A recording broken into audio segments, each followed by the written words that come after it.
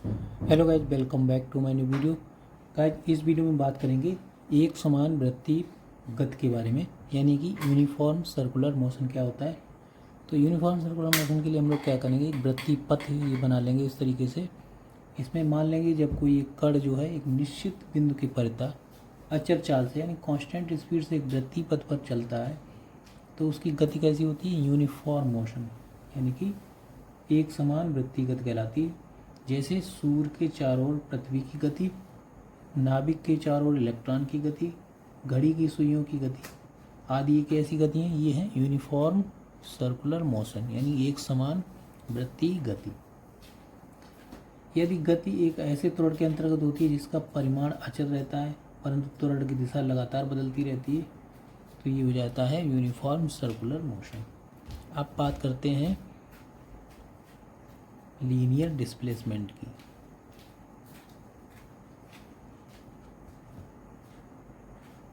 Linear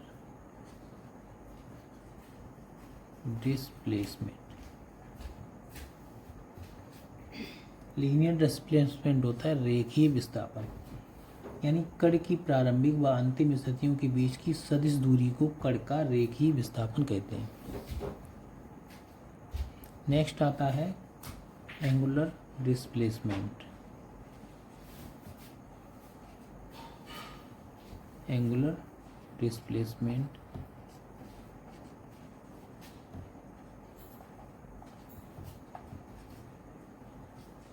इसको हिंदी में कहते हैं कोणीय विस्थापन। तो कोणीय विस्थापन की डेफिनेशन क्या है, किसी समय अंतराल में कण के त्रिज्य वेक्टर द्वारा तय किया गया कोण उस कण का कोणीय विस्थापन कहलाता है। कोणीय विस्थापन कैसी राशि है, सदिश राशि है। कोण अथवा कोणीय विस्थापन का मात्रक, इसका मात्रक होता है रेडियन। तो इसके लिए हम लोग क्या करेंगे, माना कोई कण टी जो है प्रारंभिक स्थिति P से चलना प्रारंभ करता है एवं किसी क्षण T1 पर इसकी कोणीय स्थिति क्या है, θ1 है, और क्षण T2 पर इसकी कोणीय स्थिति θ2 है। तब मान लेंगे कण सूक्ष्म समय अंतराल यानी कि डेल्टा T समय अंतराल में वृत्तीय पथ पर डेल्टा S दूरी तय करता है, यानी डेल्टा T हो जाएगा T2 माइनस T1 और डेल्टा S यानी कि इसका विस्थापन डेल्टा S ये दूरी तय करेगा। उसके बाद इसको कह देंगे डिस्प्लेसमेंट।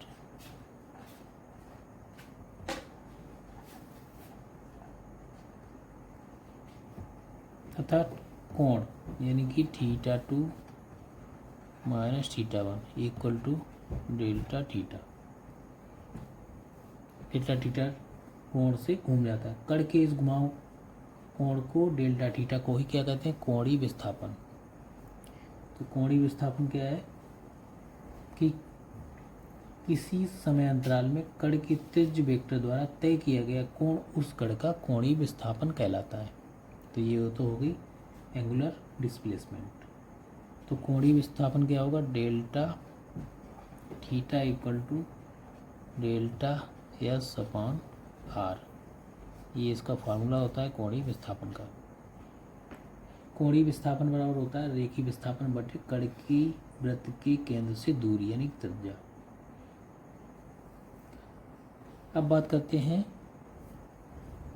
लीनियर वेलोसिटी की, यानी कि रेखीय वेग क्या होता है। लीनियर वेलोसिटी,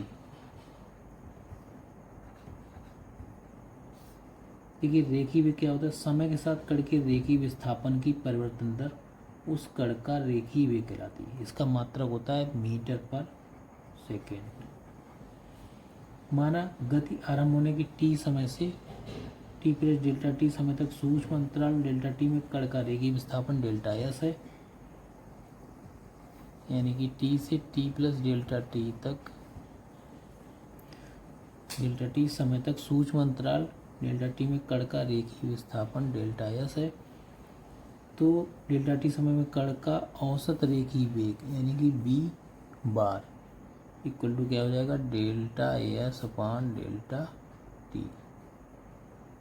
ये वैल्यू, यदि समय अंतराल डेल्टा t कैसा हो, सूक्ष्म होगा, यानी delta T tends to zero. अगर delta T tends to zero हो तो रेखीय वेग के बराबर, इसका जो औसत रेखीय वेग होगा वो तात्कालिक रेखीय वेग के बराबर होगा। तात्कालिक रेखीय वेग क्या हो जाएगा, v equal to limit delta T tends to zero delta S upon delta t. इसी को कह देंगे d s over d t. तो देखा जाए यहाँ से v इक्वल टू हो जाएगा D s over d t. तो ये हो जाता है रेखीय वेग, यानी कि लीनियर वेलोसिटी। अब बात करेंगे एंगुलर वेलोसिटी के बारे में, यानी कि कोणीय वेग क्या होता है। तो कोणीय वेग के लिए क्या होगा, वृत्तीय गति में किसी कण के समय के साथ कोणीय विस्थापन की परिवर्तन दर उस कण का कोणीय वेग कहलाता है। इसे प्रायः किससे डिनोट करते हैं, ओमेगा से। इसको कहते हैं ओमेगा। ओमेगा का निशान इस तरीके से होगा। इसका मात्रक क्या हो जाएगा, रेडियन पर सेकेंड। रेडियन पर सेकेंड ये इसका मात्रक। और इसका विमी सूत्र की अगर बात करें तो विमी सूत्र होता है टी इनवर्स। कोणीय वेग कैसी राशि है, ये सदिश राशि है। इसकी दिशा घूर्णन अक्ष के समांतर होती है। तो हम लोग मान लेंगे, माना सूक्ष्म समांतराल डेल्टा टी में कण का कोणीय विस्थापन डेल्टा थीटा है। तो डेल्टा टी समय अंतराल में कण का औसत कोणीय वेग यानी ओमेगा वार इक्वल टू क्या हो जाएगा, delta theta upon delta T. ये हो गया औसत कोणीय वेग। यदि समांतराल डेल्टा टी अति सूक्ष्म हो, यानी कि delta T tends to zero हो,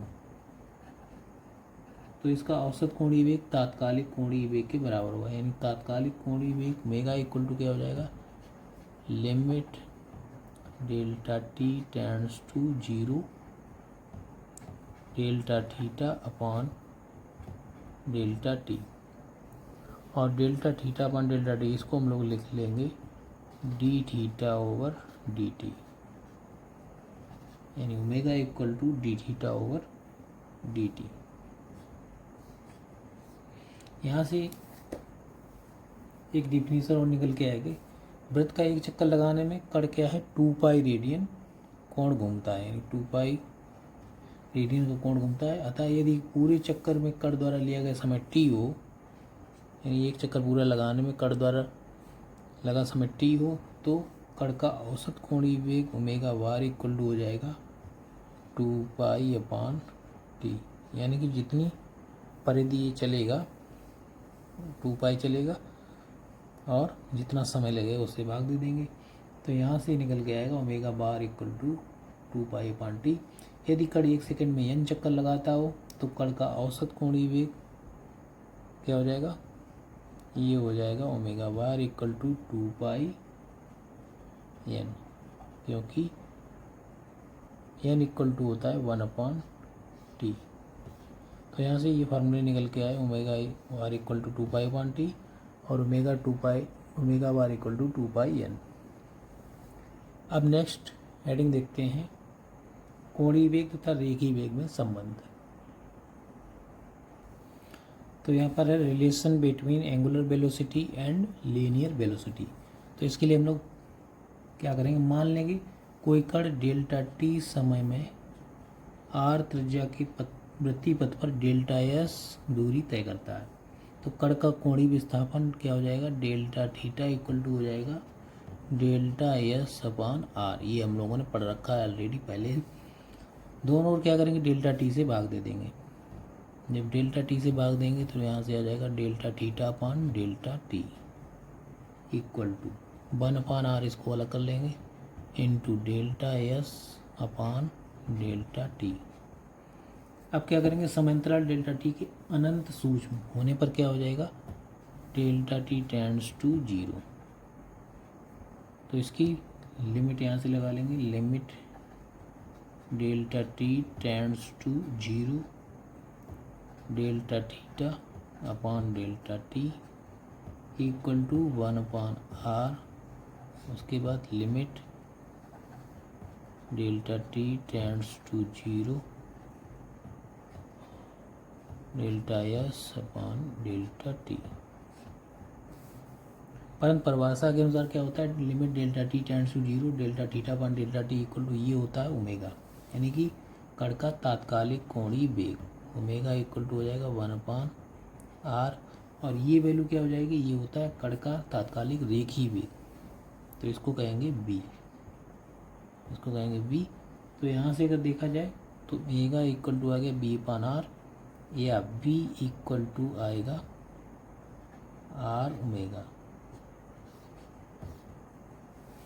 तो यहाँ से क्या आएगा, रेखीय वेग बराबर हो जाएगा कोणीय वेग गुणे कण की वृत्त के केंद्र से दूरी आर।